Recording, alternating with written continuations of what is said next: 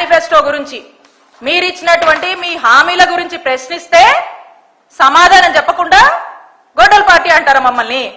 ఏం చేశారు చెప్పండి, మీరు చెప్పండి. మీరన్న పథకాలు మీరన్న హామీల్లో ఒకటని నెరవేర్చారా? ఫ్రీ బస్ అన్నారు. ఫ్రీ బస్ గురించి మహిళలు ఎన్ని ఇబ్బందులు పట్టుకొని మహిళలు ఏ విధంగా మిమ్మల్ని తిడుతున్నారో చూస్తున్నారా మీరు? ఏ విధంగా మహిళలు ఇబ్బంది పడుతున్నారో?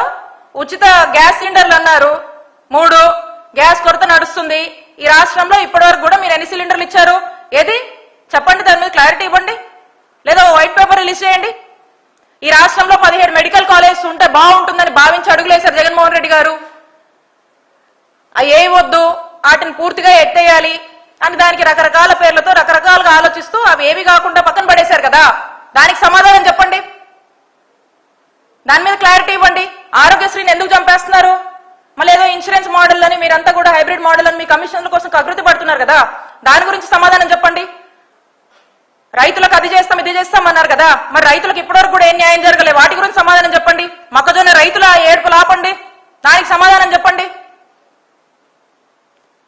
ఇవేటికి సమాధానం చెప్పకుండా మేం ప్రశ్నిస్తే మేం ప్రజల పక్షాన పోరాడుతూ మీరిచ్చిన హామీల మీద మీరు నిలబడండి, ప్రజలను ఆదుకోండి, ప్రజల కన్నీళ్లు తుడవండి అని అంటే మమ్మల్ని మీరు గొడ్డల పార్టీ అంటారా? ఎందుకంటారండి మమ్మల్ని? వైఎస్ఆర్ కాంగ్రెస్ పార్టీ మా నాయకుడు జగన్మోహన్ రెడ్డి గారు 5 ఏళ్ల పాలనలో రాష్ట్రంలో ఉన్నటువంటి చదువు నోచుకున్నటువంటి పిల్లలందరినీ కూడా తల్లులకు అమ్మఒడి ఇచ్చి ఎంకరేజ్ చేసి కార్పొరేట్ స్కూల్లో చదివితే ఏ విధంగా ఆ పిల్లలు షైన్ అవుతారో, పిల్లల భవిష్యత్ కోసం ఆలోచించి అమ్మఒడి లాంటి పథకాన్ని తీసుకొచ్చి పిల్లల్ని చదివించినందుకు అంటారా మమ్మల్ని? రాష్ట్రంలోని ప్రజలందరినీ కూడా ఆరోగ్యశ్రీని ఇంకా పెంచి 25 లక్షల వరకు కూడా కవరేజ్ ని పెంచి ఆరోగ్య ఆసరా లాంటివి ప్రవేశించి తల్లి బిడ్డ ఎక్స్ప్రెస్ ని తీసుకొచ్చి ఎక్కడ మందుల కొరత లేకుండా ఎక్కడ ఏ ఇబ్బందులు లేకుండా మెడికల్ కాలేజీలు కంప్లీట్ చేయాలనేటువంటి గొప్ప ఆశయంతో ముందుకు వెళ్ళినటువంటి మా నాయకుడిని మా పార్టీని అందుకంటారా మీరు?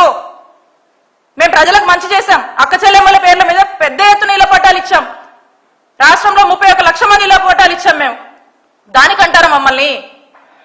మేము చక్కటి సంక్షేమాన్ని అమలు చేశాం. కాపు నేస్తం ఇచ్చినందుకు అంటారా? ఈబీసీ నేస్తం ఇచ్చినందుకు అంటారా? లా నేస్తం ఇచ్చినందుకు అంటారా?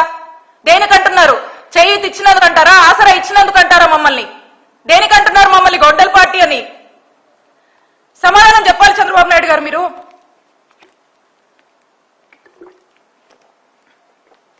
మీరు వీటన్నిటికీ సమాధానం చెప్పాలి. మీరు ఒక వైట్ పేపర్ రిలీజ్ చేయండి.